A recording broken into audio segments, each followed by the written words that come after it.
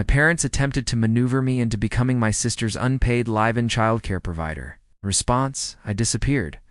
But what unfolded next shattered their perception of control.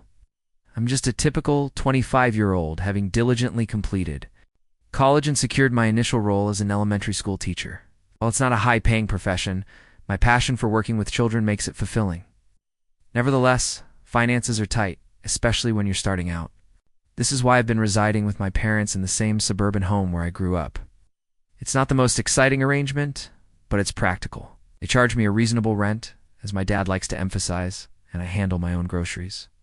Additionally, I contribute to household chores, including lawn mowing, minor repairs, and even cleaning out the garage last summer when my dad injured his back.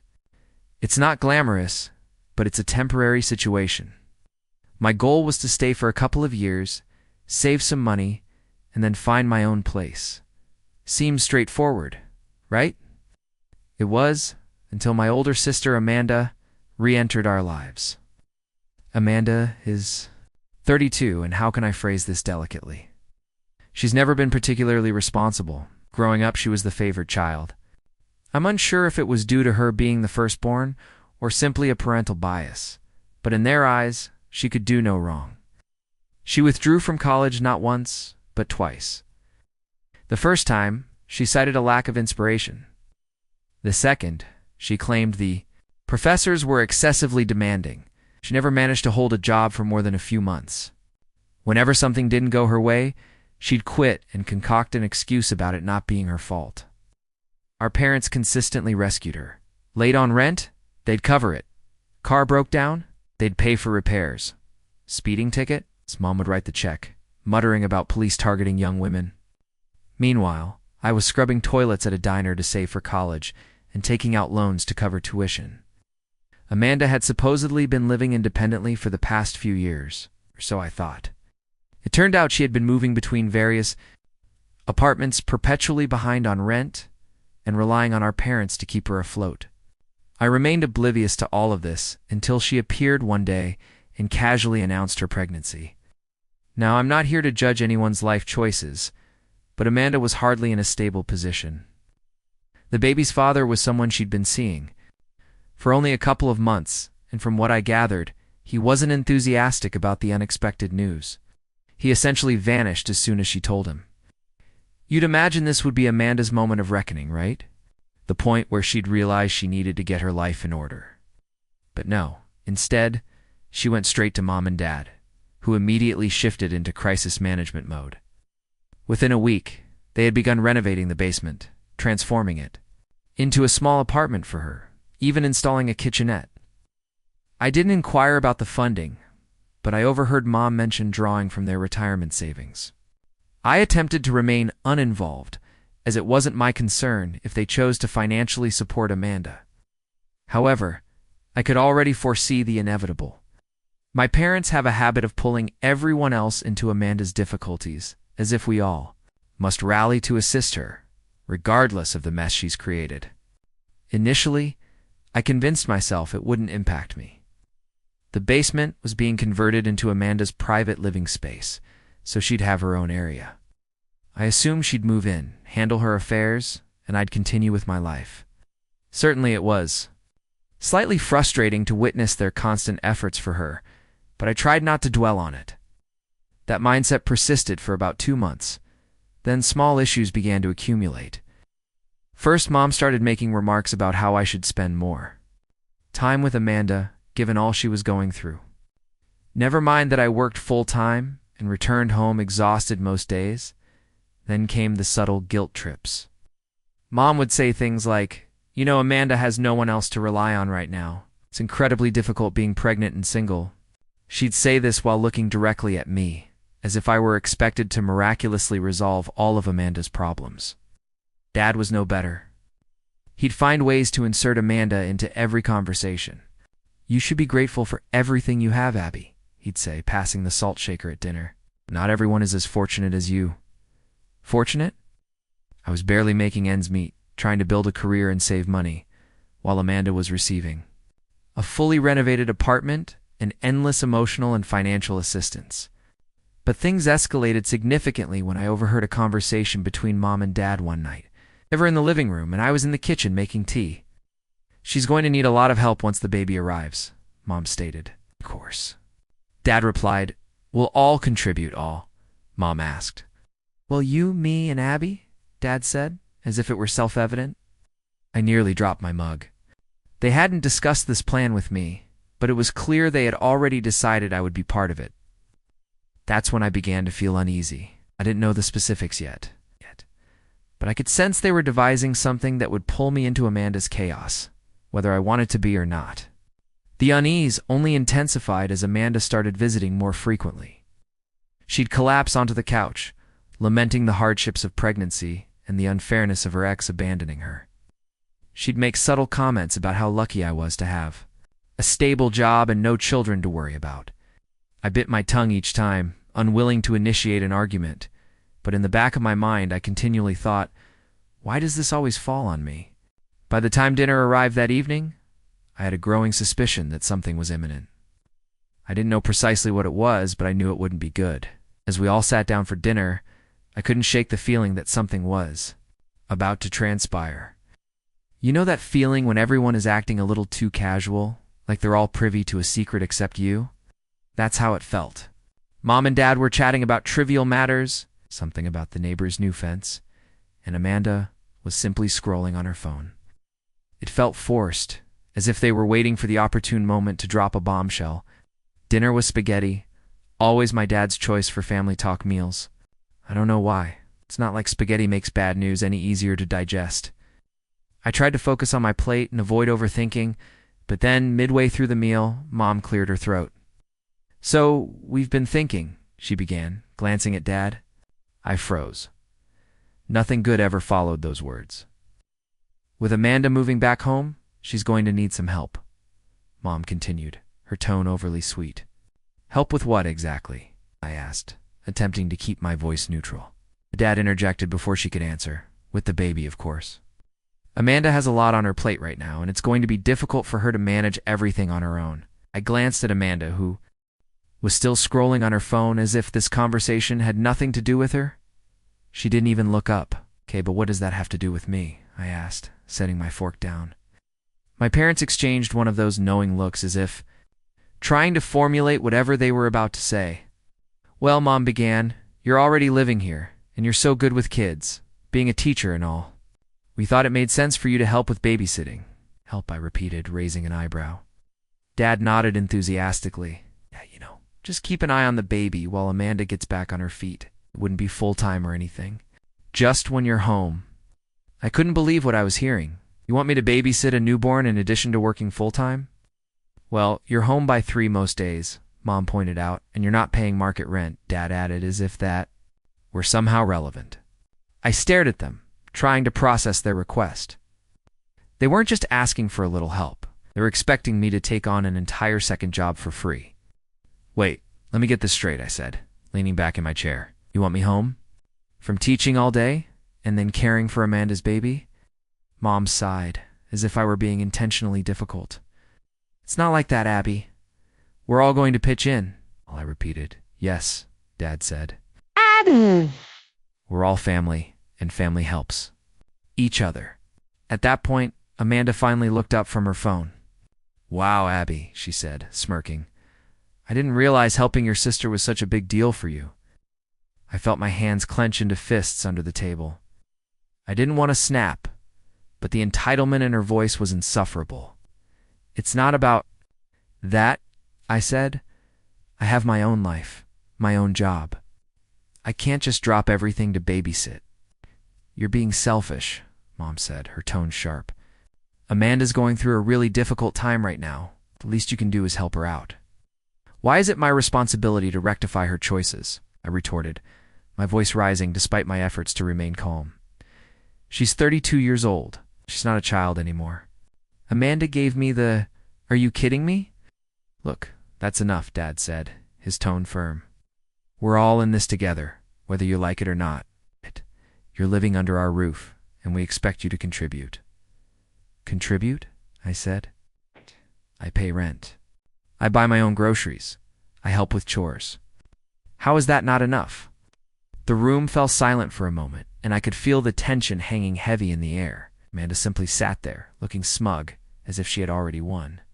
Well, Mom finally said, if you're not willing to help, perhaps we need to reconsider your living arrangement. My stomach dropped. Are you threatening to evict me? Of course not, Mom said quickly. But if you're not willing to contribute more, perhaps we need to discuss increasing your rent. Couldn't believe what I was hearing. I had been doing everything I could to be a responsible resident, if you could even call it that. And now they were attempting to guilt me into taking on responsibilities that weren't mine. You're seriously going to do this? I asked, my voice trembling. You're going to punish me for not wanting to be Amanda's free nanny? It's not punishment, Dad said. It's about being part of the family. No, I said, standing up from the table. It's about you two enabling Amanda, as you always have, and now you're trying to drag me into it. Don't talk about your sister like that, Mom snapped. I'm done, I said, turning toward the stairs. You want to help Amanda? Fine, but leave me out of it. I stormed upstairs and slammed my bedroom door, my heart pounding in my chest. I couldn't believe what had just transpired. I had always known my parents favored Amanda, but this was on an entirely new level. It felt like it was about control. They wanted to keep me under their roof so they could manipulate me into doing whatever they needed. The thing that really resonated with me was how smug Amanda looked throughout the entire conversation. She barely uttered a word, just sat there scrolling on her phone as if none of it was her concern. And I suppose in her mind it wasn't. Mom and Dad were already going to extraordinary lengths to accommodate her, and now they were attempting to pull me into it too. I don't think I slept more than a couple of hours that night. Every time I closed my eyes, I replayed the conversation, thinking of all the things I should have said but didn't. By the time my alarm sounded the next morning, I was still angry, but mostly, I felt trapped. I couldn't just pack up and leave. I mean, I had considered it packing my belongings and finding my own place, but it wasn't that simple. I was only a few months into my teaching job and still trying to save. Rent in the area was exorbitant, and I couldn't afford to live alone on my salary. For the next few days, the atmosphere in the house was tense. Mom and Dad were clearly upset with me, but instead of addressing it, they resorted to passive-aggressive remarks. Must be nice to have so much free time after work, Mom said one evening as I entered the door. Yeah, some people don't have that luxury, Dad added, not even looking up from his newspaper. I ignored them and went straight to my room. At this point, I had no interest in arguing. I knew anything I said would only escalate things, and I lacked the energy for it. Amanda, meanwhile, was living her best life. She wasn't even officially moved in yet, but she was at the house almost daily, taking over the living room with her belongings and acting as if she already owned the place. She'd leave her shoes by the couch, her purse on the dining table, random shopping bags scattered around as if it were no big deal. She didn't even acknowledge me when I walked in. She glanced up, offered a half-hearted hey, and returned to her show. I stood there for a second, waiting for her to say something else, an apology, perhaps, or even just a thanks for not reacting hysterically to the situation. But nothing. I went to the kitchen, opened the fridge, and noticed that half of my groceries were gone. The bread I bought, gone. The yogurt, gone. Even my leftovers from the night before were missing. Did you eat my food? I asked, walking back into the living room. Amanda didn't even look up. Mom said I could, she mumbled. Between bites of ice cream? She's not the one who paid for it, I snapped. Amanda finally turned to face me, rolling her eyes. Chill out, Abby. It's just food. It's my food, I said, my voice rising. If you want groceries, go buy your own. Geez, you don't have to be such a drama queen, Amanda said, setting her bowl down on the coffee table. You're acting like I stole your car or something. I didn't even know what to say. I just stood there fuming while Amanda grabbed her phone and started texting someone, completely ignoring me again. I wanted to yell, to tell her how entitled and selfish she was being, but I knew it wouldn't make a difference. Amanda had spent her entire life getting away with this kind of behavior because Mom and Dad allowed her to, and now they were attempting to make me part of the problem. The next morning, Mom cornered me in the kitchen while I was making coffee. You need to apologize to your sister, she said, her tone stern. For what? I asked, genuinely baffled. For making her feel unwelcome, Mom said, crossing her arms. She's going through so much right now, and the last thing she needs is you being difficult. Are you serious? I said, turning to face her. She ate all my food and acted like it was no big deal. How is that my fault? Mom sighed as if I were the one being unreasonable. It's just food, Abby. You can always buy more. That's not the point, I said, trying to keep my voice steady. The point is that she doesn't respect anyone's boundaries, and you're letting her get away with it. Boundaries, Mom said, practically scoffing. This is her home now, too. You need to learn how to share. At that moment, I realized there was no reasoning with her. Mom wasn't interested in hearing my side of things. She just wanted me to conform and do what was best for the family. Over the next week, things worsened. Mom and Dad began hinting that they would increase my rent if I didn't step up. Amanda started moving more of her belongings into the house, filling the basement with furniture and boxes. She even began using my bathroom because apparently the downstairs one wasn't satisfactory. I tried to maintain my distance, but it felt like no matter what I did, they were all determined to pull me into their chaos. One night, I came home to find Dad in the living room holding what looked like a budget spreadsheet. We need to talk, he said, gesturing for me to sit down.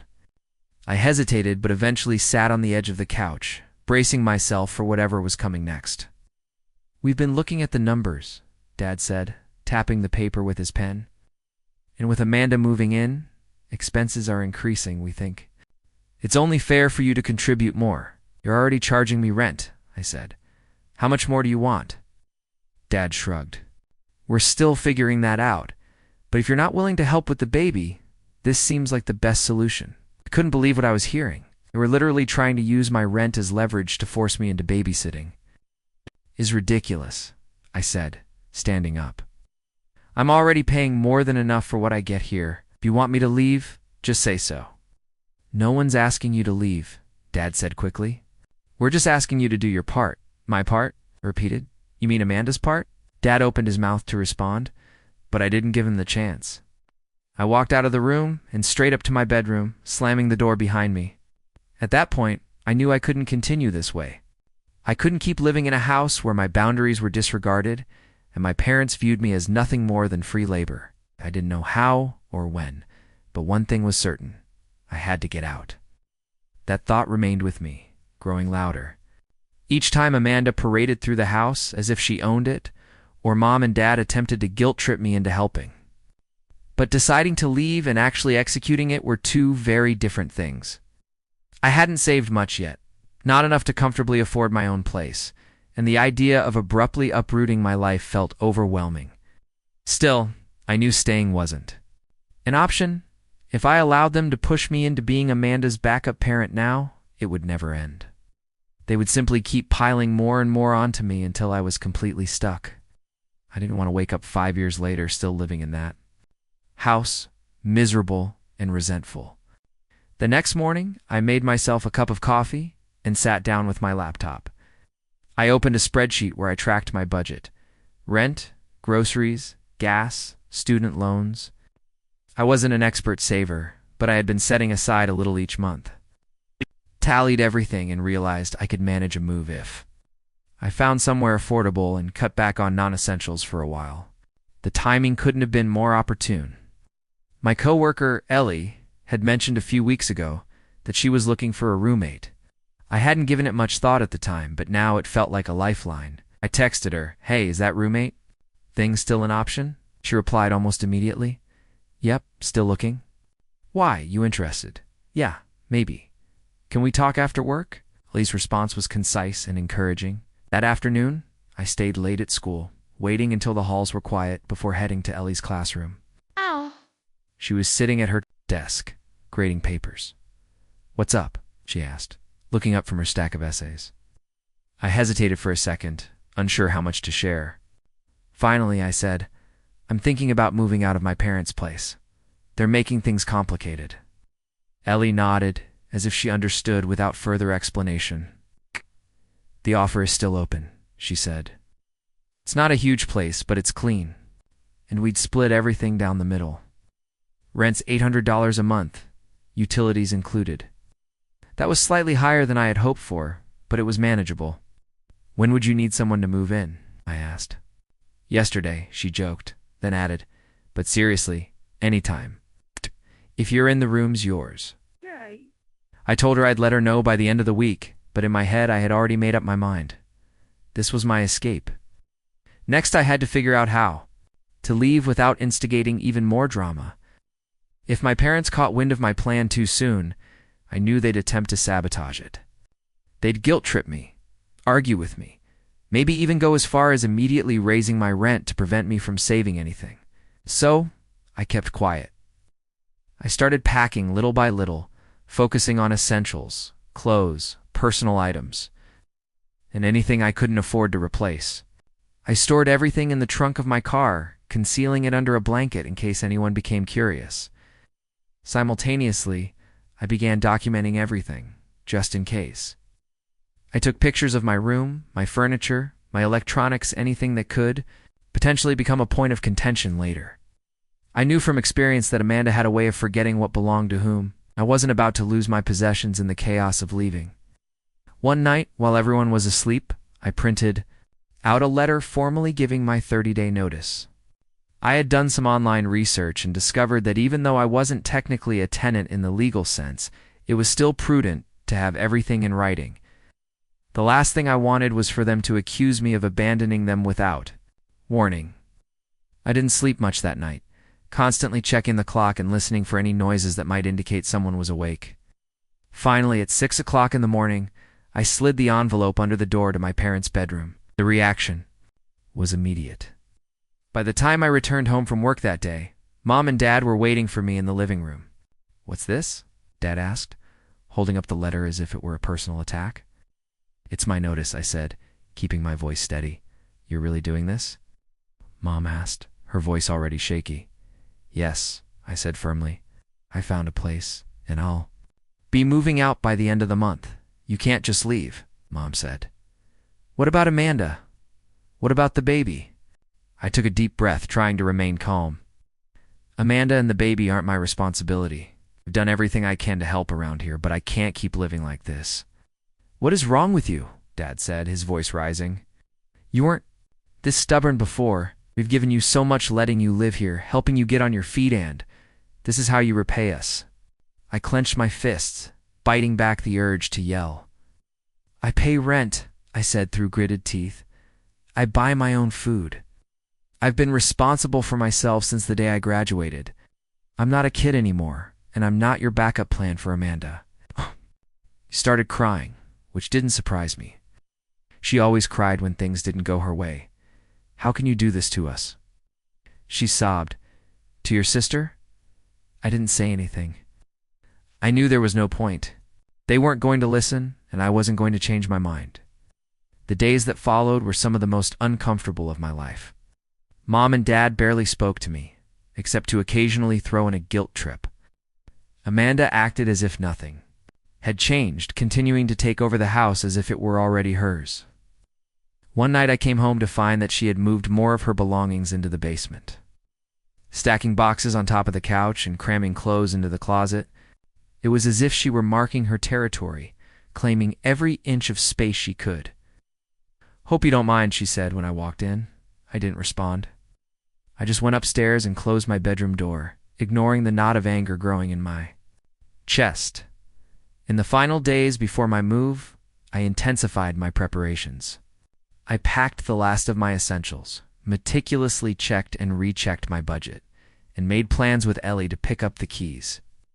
Everything was falling into place, but I still felt a gnawing sense of unease. The hardest part arrived the morning. I officially moved out. I had arranged for Ellie to come by with her car, and we planned to load up the last of my belongings before heading to her apartment. I thought I had timed it perfectly early. Enough that Amanda would still be sleeping, and Mom and Dad would be too preoccupied with their morning routines to bother me. Of course, nothing ever goes that smoothly in my family. I was halfway through hauling boxes out to my car when I heard the familiar sound of my dad's slippers shuffling down the hallway. He appeared at the top of the stairs. "What are you doing?" he demanded. I didn't stop moving. "I told you. I'm leaving today, I said, grabbing another box and heading for the door. You can't just sneak out like this, he snapped, following me outside. We're a family, Abby. Are you abandoning your own family? I set the box down in the trunk of my car and turned to face him. I'm not abandoning anyone, I said, trying to keep my voice calm. I'm choosing to live my own life. There's a difference. Dad looked like he wanted to argue, but before he could say anything, Mom appeared in the doorway, her arms crossed and tears already streaming down her face. You're really doing this? She asked, her voice shaking. Yes, I said, standing my ground. What about Amanda? She sobbed. What about the baby? I sighed, feeling the weight of the conversation pressing down on me.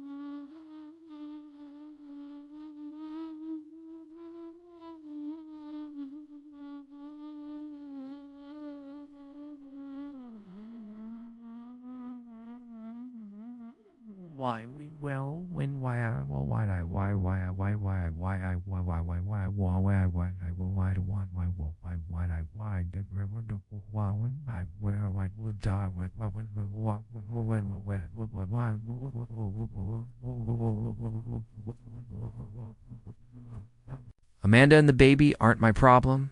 Can't keep sacrificing my own life to rectify her mistakes. That set her off. How dare you talk about your sister like that? She cried, her voice rising. She's doing the best she can. I shot back.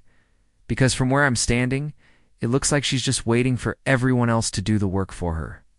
At that moment, Amanda emerged from the basement, looking disheveled but wide awake. She took one look at the scene unfolding in the driveway and smirked. Don't worry, Mom, she said, her voice dripping with sarcasm. If Abby wants to be selfish, let her. We don't need her anyway. I clenched, my fists fighting the urge to snap back. Instead, I turned to Ellie, who had just pulled up in her car. Let's get this done, I said, ignoring the chaos behind me. Ellie gave me a sympathetic look and started helping me load the rest of my belongings into the cars. My parents continued to argue in the background, unleashing every guilt trip they could conjure. Who's going to help us now? Dad shouted. How can you be so heartless? Mom wailed. Amanda, meanwhile, leaned against the doorframe, observing the entire spectacle as if it were a live performance for her entertainment. By the time we finished loading everything, I felt as though I had run a marathon. I stood in the driveway, taking one last look at the house I had called home for so many years. It should have been a bittersweet moment, but all I felt was profound relief. With that, I started the engine and drove away, Ellie following close behind. The relief I felt when I pulled into Ellie's apartment complex was immediate. It wasn't luxurious, but it was clean, quiet, and most importantly, drama-free. Ellie helped me carry everything inside, and within an hour, I was unpacked and settled into my new room. We sat on the couch afterward, chatting about work. Felt normal. A glimpse of the life I had been missing while trapped in the midst of my family's chaos. But that peace lasted only about 2 hours. My phone began buzzing non-stop. Calls, texts, voicemails. It was my parents, my aunts, my cousins. Apparently my mom had already spread the news that I had abandoned the family, and everyone had something to say about it. Abby, how could you do this to your sister?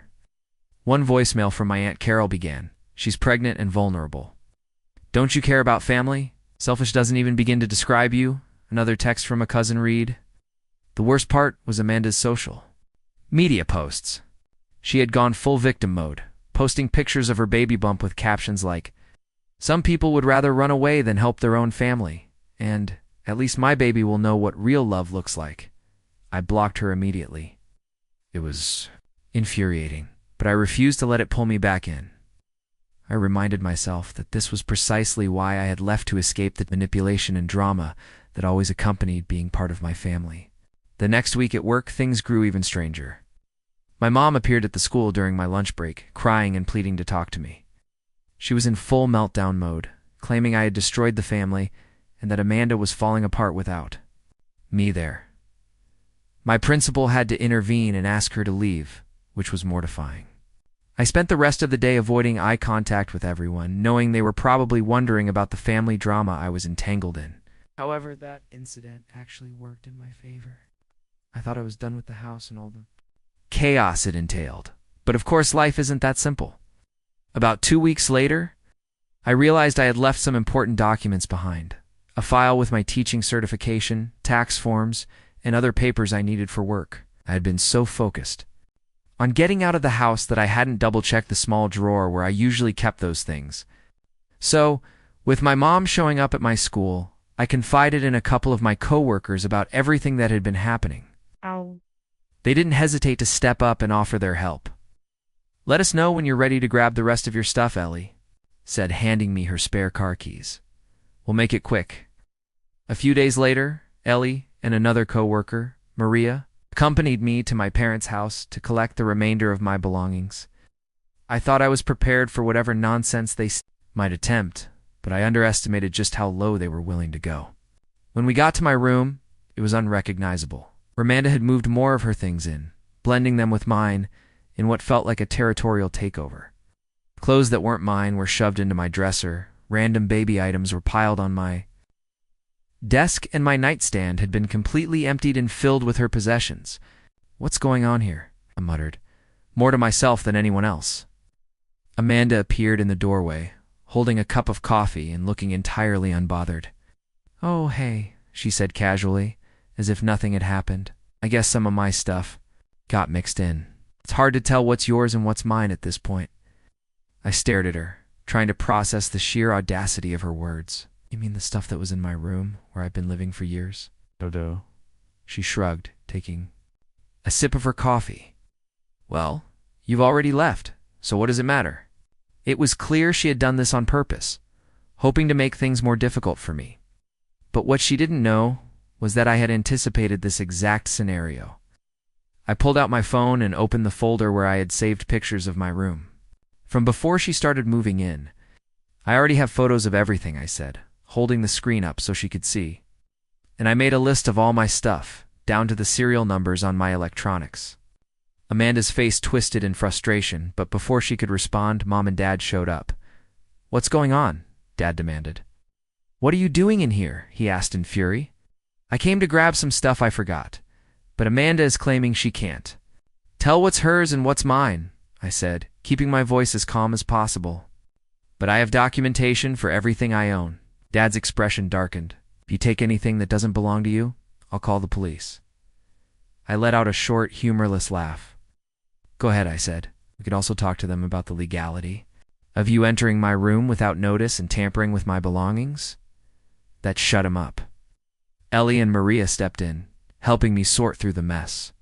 Amanda tried to argue when I picked up my laptop, claiming it was hers, but all I had to do was pull up the purchase receipt and a photo of the serial number. The more she realized her plan wasn't going to work, the angrier she became. "This is so unfair," she shouted, throwing her hands in the air.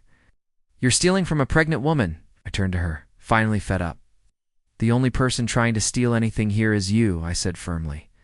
"Just like you've been trying to steal my time and my freedom. By expecting me to be your unpaid nanny? Not anymore." And with that, I got into Ellie's car and didn't look back. Now, all that was 6 months ago. Amanda had the baby, and as I predicted, things are unraveling. My parents are now saddled with providing the childcare they tried to foist on me, all while working their full-time jobs. They're exhausted and overwhelmed, according to the few family members who still communicate with me. Amanda hasn't even attempted to find employment. She claims she's too stressed to work, which is probably true, considering she spends most of her time scrolling on her phone and neglecting her responsibilities. She's still living in my parents' house, now with a crying infant and an unfinished basement renovation that's draining their retirement savings. I've heard they've made several attempts to contact me since I left. First, there were angry texts about how ungrateful I was. When that didn't work, they switched to guilt trips about how much the baby needed me. The latest strategy has been sending photos of my niece with captions like, "Don't you want to meet your only niece?" and "She needs her aunt in her life." I've blocked them all on social media and set up email filters to avoid their messages. A few family members who understand my position have kept me informed, but I've made it clear I'm not interested in rebuilding relationships until my parents and Amanda acknowledge their behavior and make genuine changes. Ironically, if they had simply respected my boundaries and asked for occasional babysitting help like normal people, I probably would have agreed. I love kids, and I wouldn't have minded assisting sometimes. But their attempt to trap me into full-time childcare while disregarding my space and autonomy destroyed any chance of that happening. And yes, that's my story. What I realized from all this turmoil is that sometimes the healthiest thing you can do for your family is to stop enabling their destructive behaviors.